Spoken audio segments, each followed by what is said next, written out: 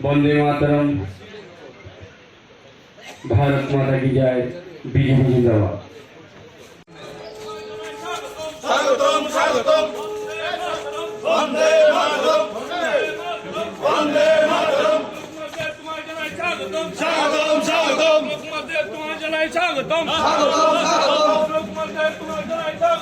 तो অসীম ভট্টাচার্য মহাশয়কে উত্তরীয় দিয়ে বরণ করে নেবেন। অনুষ্ঠানটি ঠিক করে আমরা আমাদের সাংগঠনিক বৈঠকের মূল পর্বে চলে যাব।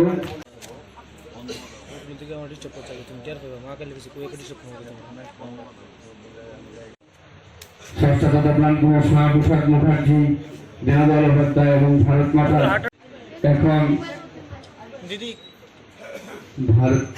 আমরা সকলে সমবেত কণ্ঠে বন্ধ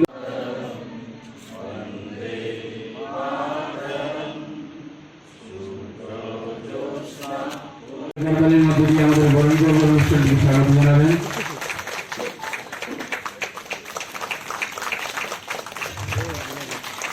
এবং উত্তরীয় বরণ করে নেবেন আমাদের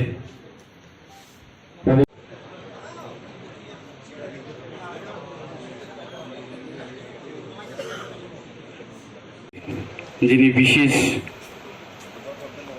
অতিথি রয়েছেন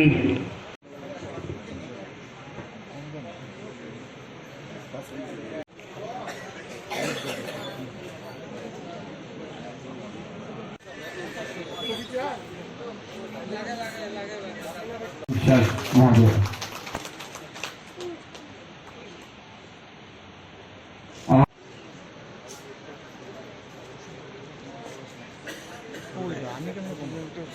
রামনগরের একনিষ্ঠ কর্মী বন্ধুদের প্রতি আমার বিনম্রভাবে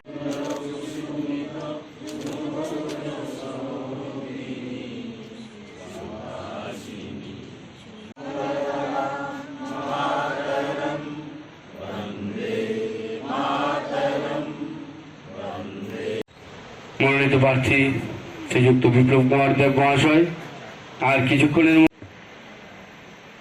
রামনগর মন্ডলের উদ্যোগে আজকের এই সাংগঠনিক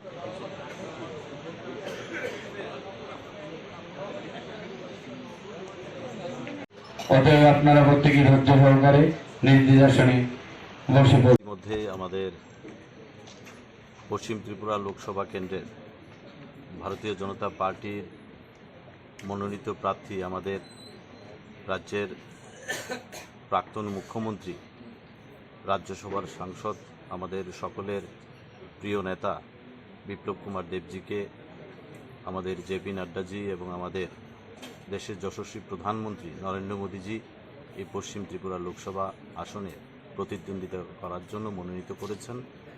আজকে তারই অঙ্গ হিসাবে আমাদের পশ্চিম ত্রিপুরা লোকসভায় যতগুলি মণ্ডল আছে সেই মণ্ডলগুলির মধ্যে আমাদের প্রার্থী বিপ্লব দাস সবগুলি মণ্ডলে এই সাংগঠনিক মিটিং করবে প্রাথমিক পর্যায়ে।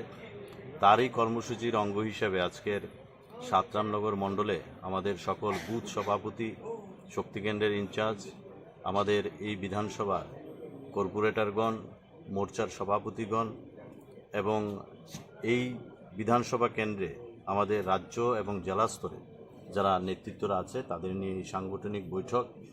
এবং আমাদের এই লোকসভা কেন্দ্রের যিনি এবার প্রার্থী হয়েছেন আমাদের সকলের বদ্ধপরিকর আমরা সবাই যে ত্রিপুরা রাজ্যের ইতিহাস সৃষ্টি করে আমাদের পশ্চিম ত্রিপুরা লোকসভা কেন্দ্রে আমাদের যিনি প্রার্থী হয়েছেন, আমাদের 2018 বিধানসভা নির্বাচনে এই সিপিএম থেকে যিনি মুক্তি দিয়েছেন, যার নেতৃত্বে আমরা লড়াই করেছিলাম 2018, ওনাকে এই ত্রিপুরাবাসী প্রার্থী হিসাবে পেয়ে বিপ্লবদাকে আরও কাছে পেয়ে সমস্ত জায়গায় এত উৎসাহ উদ্দীপনা, তাতে একটা জিনিস প্রমাণ যে রামনগরের সমস্ত কার্যকর্তারাও শপথ নিয়েছে এবং আমাদের সদর জেলার সমস্ত মণ্ডলগুলি শপথ নিয়েছে যে রেকর্ড ভোটে আমাদের বিপ্লবদাকে এবার আমরা আমাদের লোকসভায় পাঠাবো এই রাজ্যের মানুষের জন্য কথা বলার জন্য। ধন্যবাদ।